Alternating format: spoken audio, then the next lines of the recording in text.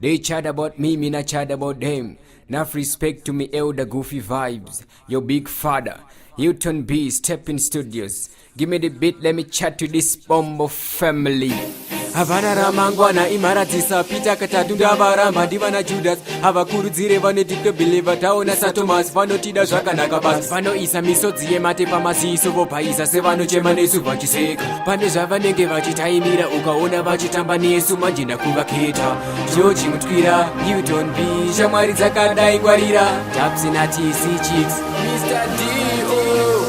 vanoda kuzvichenesa kana mai Maria dzinoirema kunze vonyepera kuti parira dzitoziva kuti mukati ndivana Delila ndingozvapadhonika yangwariro vautaidakaimba nameta dzimbere vanouya semakwai ivo vari mapere gode neshandi mumwoyo mavo vazvipere lirikawo master oh my god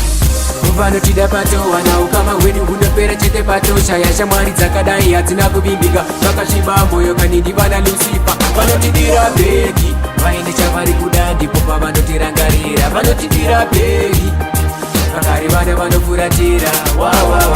vanotidira patani tisina chinhu kwavari yatina basa kana siri dhadza kudzi DJ HTC wekugasa shamwari dzakadai todzirasa nabig father toti mamero vanotikandira mamhepo kunge nyamafufu manje segonzo matsaka achafira mafufu MAG boss vanotida patowana ukama hwedu hunopera chete patoshaya shamwari dzakadai hadzina kuvimbika vakasviba moyo kanindi vana Lucifer vanotidira bheki vaine chavari kuda ndipo pavanotirangarira vanotidira bheki vakari vana vanofuratira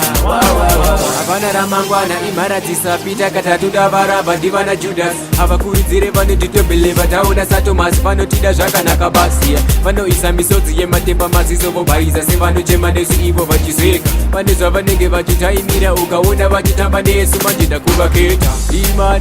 Gunman Kusi MAG for life yo DJ Kusi Terika